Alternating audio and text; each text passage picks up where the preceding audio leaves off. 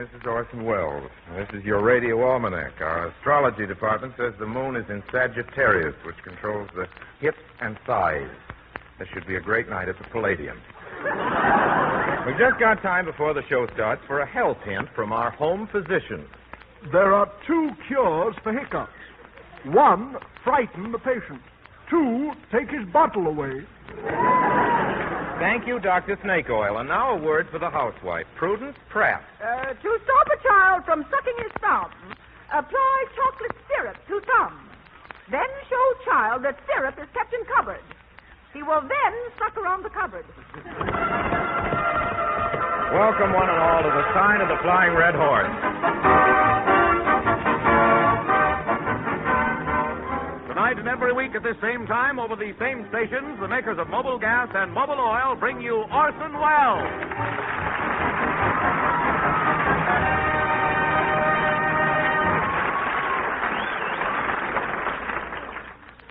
Hello? Orson Welles speaking. Oh, darling. Where are you? What? What? Why didn't you tell me? Oh, at what time? Gee. 10:23 this morning. Really? 8.5 pounds. Darling, I'm the happiest man in the world. I'll be home as soon as the program's over. Where's my secretary, Miss Grimmett? Yes? Bundle from heaven. Did you hear that? Yes, I did, Mr. Wells. Does that mean... Yes, finally got my laundry back. Well, Miss Grimmett, what's the first business Wells has a figure to brag about? Yes, and what Wells brags about, drags about.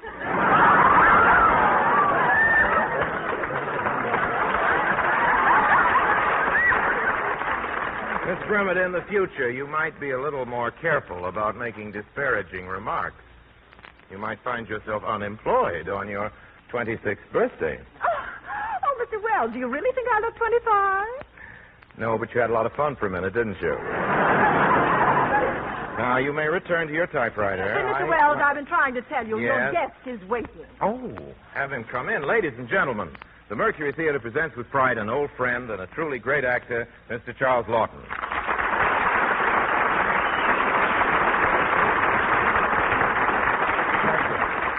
Orson, I know I promised to be a guest, but my mind isn't in it. Oh? You must help me out with a problem I've got. Oh, what's the trouble, Charlie? Well, Orson, you're the one director I know who has a perfect understanding of characters and who can really interpret lines. I'm at my wit's end. Would you tell me what do these lines mean? If the total of your 1943 payments, item 13, section B, paragraph 4, is larger than your fiduciary income, and the earned income credit minus your fiduciary... Let me see that, Charlie. You may take deductions for depreciation, obsolescence, and amortization of emergency facilities. What does amortization mean? Who knows, old boy? I gave up on fiduciary. Control yourself, Charlie. Now, here's something we can all understand. A married person living with husband or wife, if only one return or a joint return is filed, or head of a family, 40%, plus 2% for each dependent of line 4, but not more than $1,000. Plus 100% of each dependent. Stick 'em up, Dick Tracy. I got you covered. How does that get in there? Look what I found, an explanation of amortization. Oh, really? What does it say? Amortization is a fiduciary. It's driving me mad. I've been working on it for weeks. I've worn myself down to a shadow. Yes, but that shadow still covers quite a lot of ground. Mr. Wells, please. The man is waiting from the reducing salon. Send him in. I know just where he can start into work. Bonjour, bonjour, bonjour, bonjour, bonjour, Monsieur Wells. You are ready for the reducing treatment, huh? Ooh la la, Mr. Wells, you've gained 20 pounds in the hip. Take your clammy paws off me. Mon Dieu, I've been talking to the wrong man. I must put on the eyeglasses. Well, there, huh? Good heavens, I did not see the beard. That's Charles Lawton, and he has no beard. No beard? Oh, damn this fuzz on my eyeglasses. There. Oh, now I can see your face more clearly. Anybody see where that fuzz went? Well, Mr. Wells, how about the reducing treatment? Well, frankly, and without mentioning names, there are others around here who need it more. Now, that isn't fair, Orson, making fun of my shape like that just because you've got a military figure. Oh, I'm sorry, Charlie. Military figure, eh? Yes. It breaks ranks when it ought to fall in.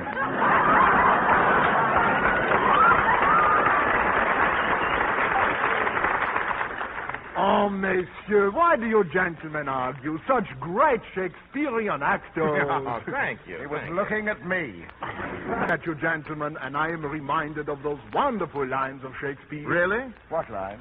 Ah, that this too solid flesh should melt. I won't have you talking this way about my friend, Mr. Lawton. He was looking at you. Come, gentlemen, my time is valuable. All right. What would you charge to give us both treatment? For you gentlemen, $70. Or for you, $10. That's right, $10. Yeah. 60. 20. 50. 30. 40. 50. 30. 60. 20. 70. 80. 90. 100. You drive a hard bargain, monsieur, but I take it.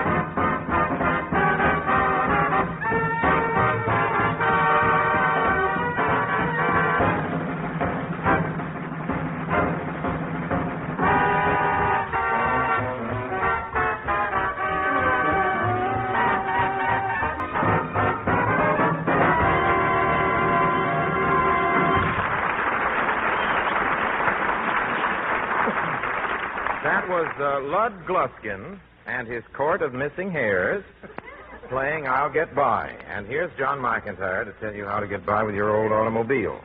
Folks, which one of these motorists are you? Said one, so my car is on the fritz. So what? I'm getting me a brand new buggy any day now. Said the other, pleasant dreams, boy. How you kid yourself. There'll be no new cars on the market for a long, long time. That second motorist is right, folks. Latest predictions are it will be at least 2 years after victory before you can expect a brand new car. My point is you've got to make your old car last. And it can last if you change oil regularly and keep your crankcase filled up full with fresh, clean. Your speeds are low, your trips are short. Your oil dilutes and dirties faster.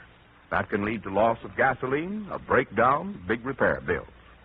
Now, Mobil Oil is specially refined to stand up under wartime driving. Good, clean Mobil Oil in your crankcase can guard your engine against wear, add miles to the life of your car. Keep that precious buggy rolling. Drive in often at the sign of the Flying Red Horse.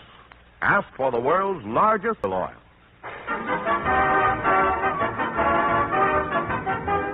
Ladies and gentlemen, we bring you now an unexpurgated biography, The Private Life of Charles Lawton.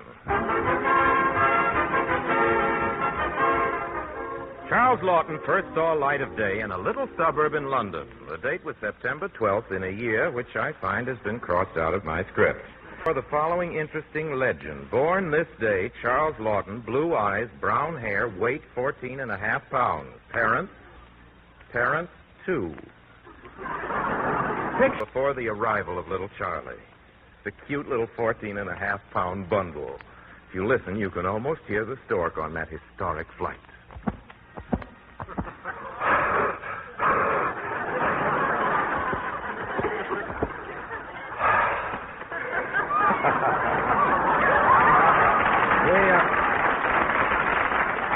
We see in our mind's eye the first meeting of mother and child. The mother looks down at little Charlie.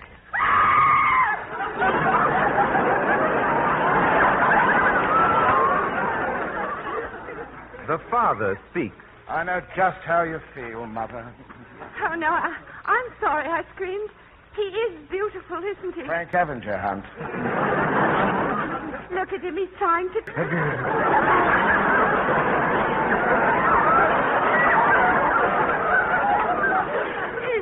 that cute? There goes my swoon club.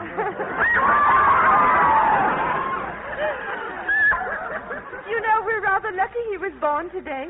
Just think, in 6 short months from now, on March 15th, we can list him as part of our fiduciary income.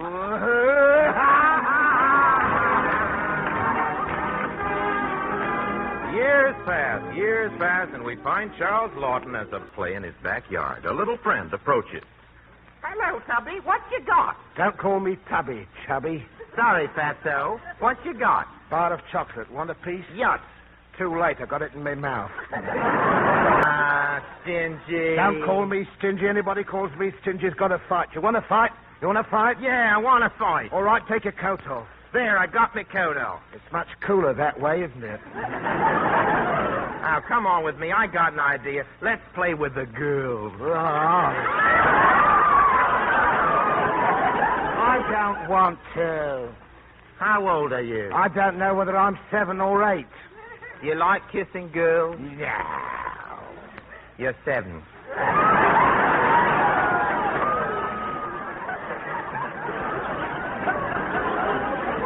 I know what. Let's go down to the theater and watch the acting. Yeah, that's what I'm going to be when I grow up. An actor. You should live so long.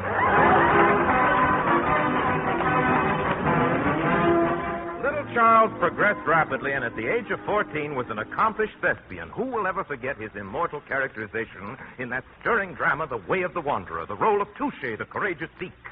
Who can forget that scene? The brave Touché standing guard outside. Colonel Ruffton of the Fusiliers speaks.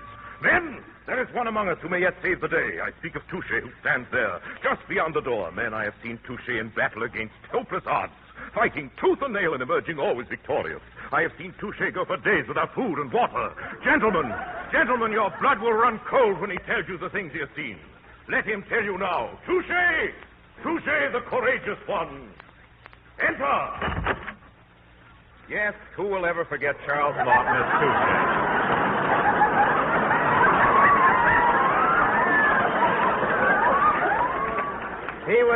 He was so magnificent as Touché that from that day forward, Charles Lawton was never out of the theater. 1916. Here you are, folks. Get your peanuts, popcorn, crackers there. 1918. Tickets, please. 1919. Get your chocolate bars, folks. In each and every bar, you're going to find a solid gold 14 watch, jeweled watch. The price is only 10 cents, and you can take it off your fiduciary income. He doesn't blow up on fiduciary. And now Charles Lawton was a man. It was at this point in his career that he created the memorable Jacques Bibot in The Desert Rat. Who will ever forget him alone on the boundless Sahara? His eyes blinded by the sun and sand, his tongue parched, his mind crazed. Who can ever forget that moment as he stumbled upon a glistening object in the sand? Can it be? Yes, it is. A canteen. Feverishly, he puts the canteen to his lips and... Who will ever forget Charles Lawton as Jacques Bibot?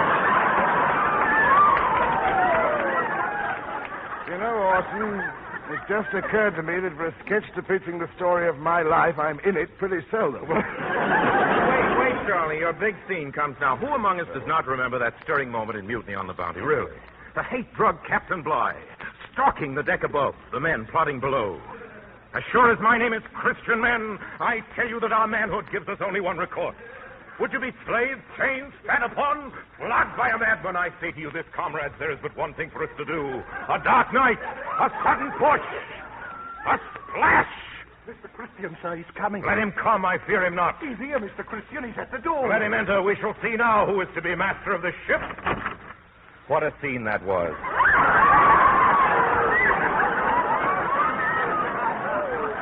Who will ever forget Orson Welles as Mr. Christian?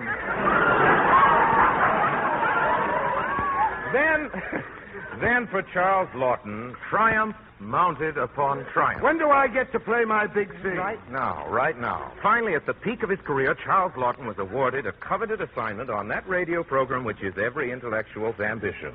Mr. Fadiman speaks. Gentlemen, here is a question submitted by Mr. O. Wells of Beverly Hills, California. The question is, What is a fiduciary? Mr. Lawton has his hand up. Good heavens, there's a gun in it.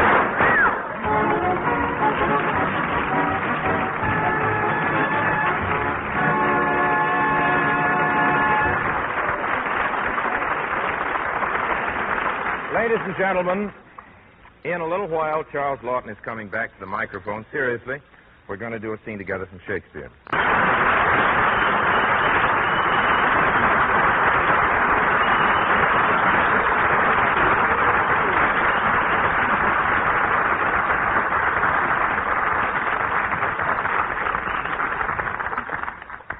This being the Ides of March, your radio almanac brings you now a scene from Shakespeare's Julius Caesar, with Charles Lawton as Cassius and your obedient servant as Brutus. This is the famous quarrel scene.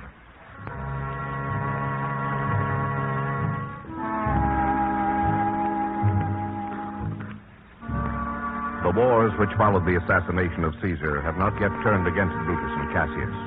But things are not well for them, and their disagreements have almost ended their old friendship. It is dusk.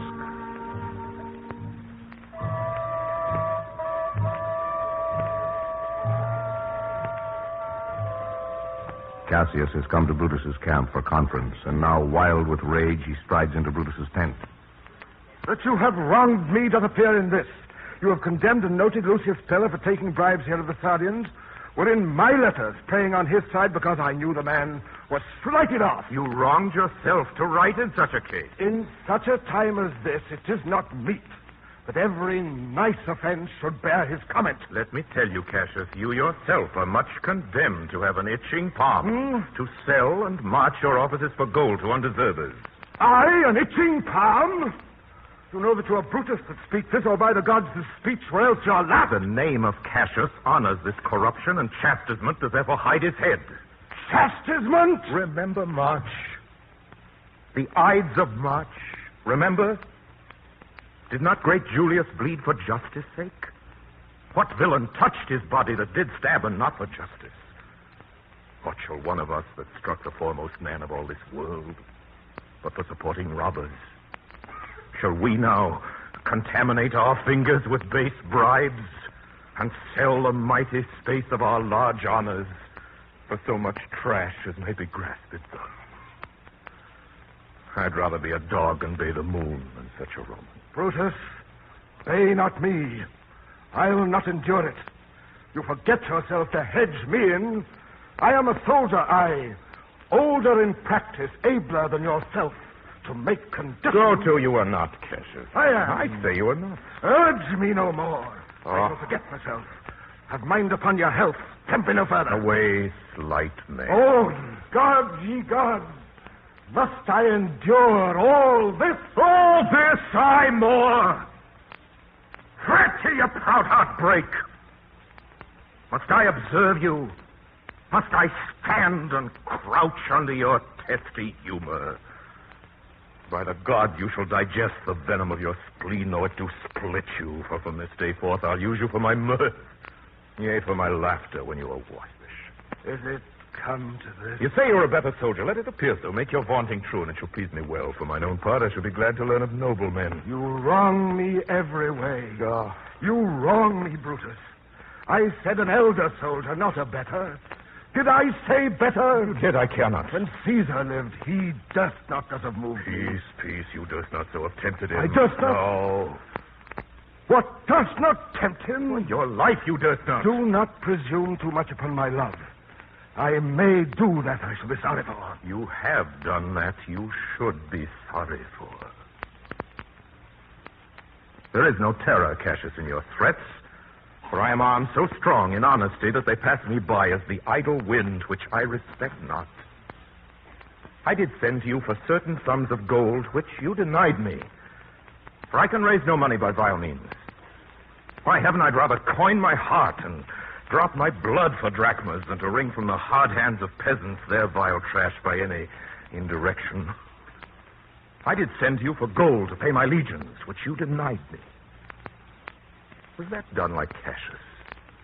Should I have answered Caius Cassius, though? I denied you not. You did? I did not. He was but a fool that brought my answer back. Brutus, hath writhed my heart. A friend should bear his friend's infirmities.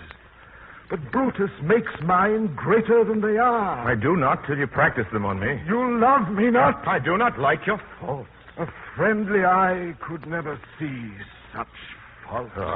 Flatterers would not. Come, Antony and young Octavius, come. Revenge yourselves alone on Cassius. For Cassius is aweary of the world, hated by one he loves, braved by his brother, checked like a bondman, all his faults observed, set in a notebook, learned, and conned by rote to cast into my teeth. Oh, I could weep my spirit from mine eyes. There is my dagger. Here my naked breast. I that denied thee gold will give my heart. Strike as thou didst at Caesar, for I know when thou didst hate him worst, thou loved him better than ever thou loved Cassius. Sheathe your dagger. Be angry when you will. It shall have scope. Do what you will. Dishonor shall be humor. Hath Cassius lived to be but mirth and laughter to his Brutus, when grief and blood ill-tempered vexes him? When I said that, I was ill-tempered, too. Do you confess so much? Give me your hand. And my heart, too. Oh, Brutus. What's the matter? Have you not loved enough to bear with me when that rash humor which my mother gave me makes me forgetful? Yes, Cassius. And from henceforth, when you are over-earnest with your Brutus, you'll think your mother chides and leave you there. I did not think you could have been so angry, oh, my dear brother. This was an ill beginning of the night. Never come such division between our souls, let it not, Brutus. Everything is well. Good night, my lord. Good night, good brother.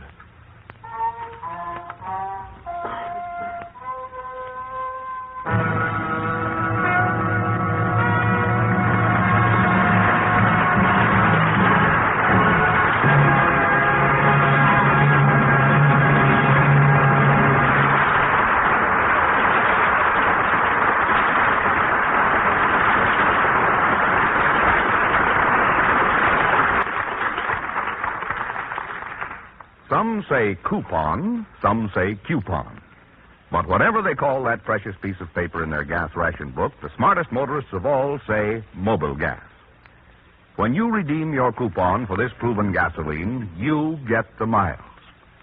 And now with the new OPA order reducing even more the supply of available gasoline, it's more important than ever that motorists turn to mobile gas.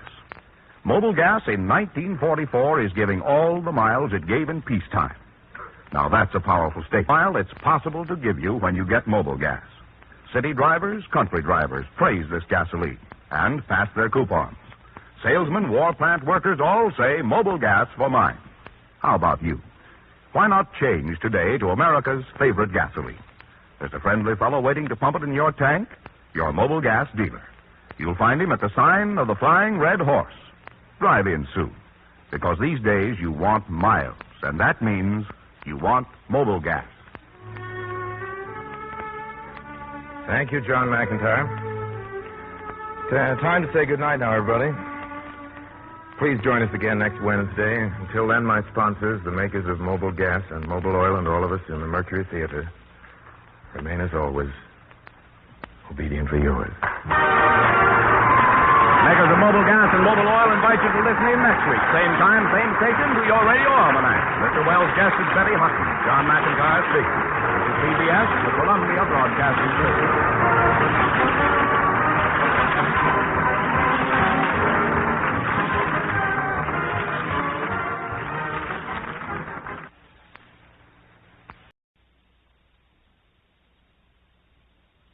The following program will be interrupted to bring you any late news developments.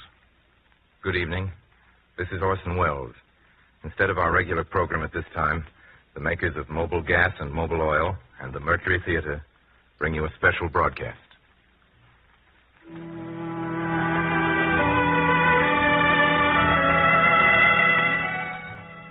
My dearest son, I guess June 6th and 7th will be always remembered in history.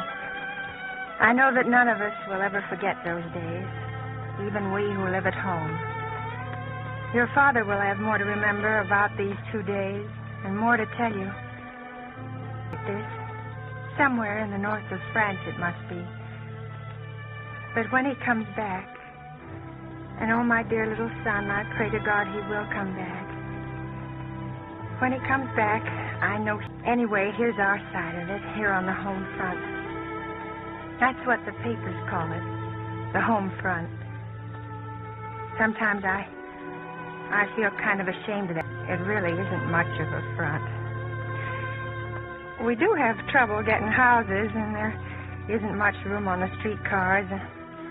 Sometimes the steak is a little tough, but there aren't any of us living on K rations, and altogether the war is pretty easy to fight here in sunny California. We work hard, and don't let anybody tell you we've let down because we haven't. And we won't. And our work is important. But nobody out here sleeps in a bomb shelter. And for the last 2 days, everybody's started to realize that again.